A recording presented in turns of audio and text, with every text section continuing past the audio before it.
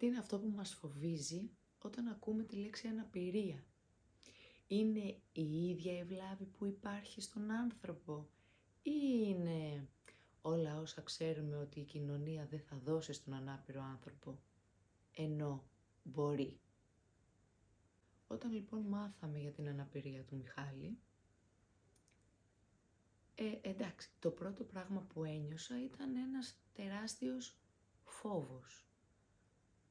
Δεν ήξερα πού μου πάνε τα 4, τι θα γίνει, αν αυτό το παιδί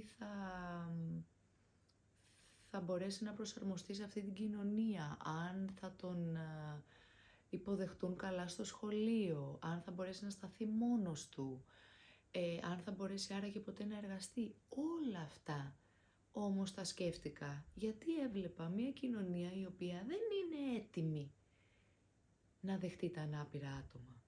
Δηλαδή είναι ότι το ξέρεις μέσα σου ότι δεν φταίει το σώμα, ρε παιδί μου, φταίει το σύστημα. Και το σύστημα, εδώ που τα λέμε, δεν είναι μόνο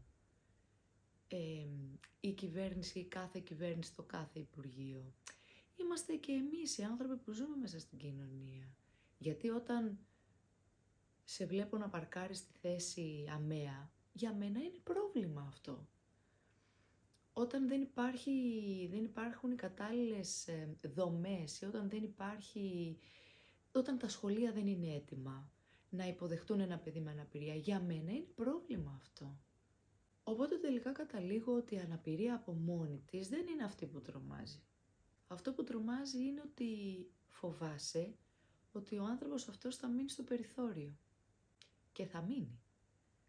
Εάν εσύ δεν είσαι δυνατός να τον στηρίξεις και να διεκδικήσεις. Γιατί αν δεν διεκδικήσεις εσύ, δεν θα το κάνει κανείς. Εκεί έχω καταλήξει εγώ λοιπόν.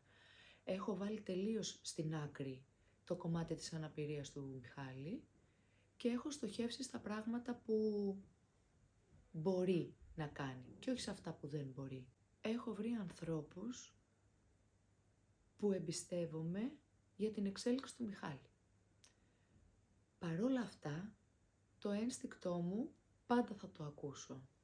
Έχει τύχει 1-2 φορές και δεν το έχω ακούσει και το έχω μετανιώσει και έχω πει ότι δεν θα το ξανακάνω.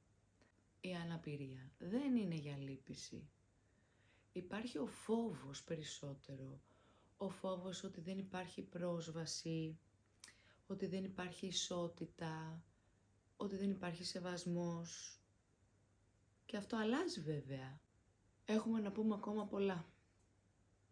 Και η αλλαγή ξεκινάει όταν μιλάμε.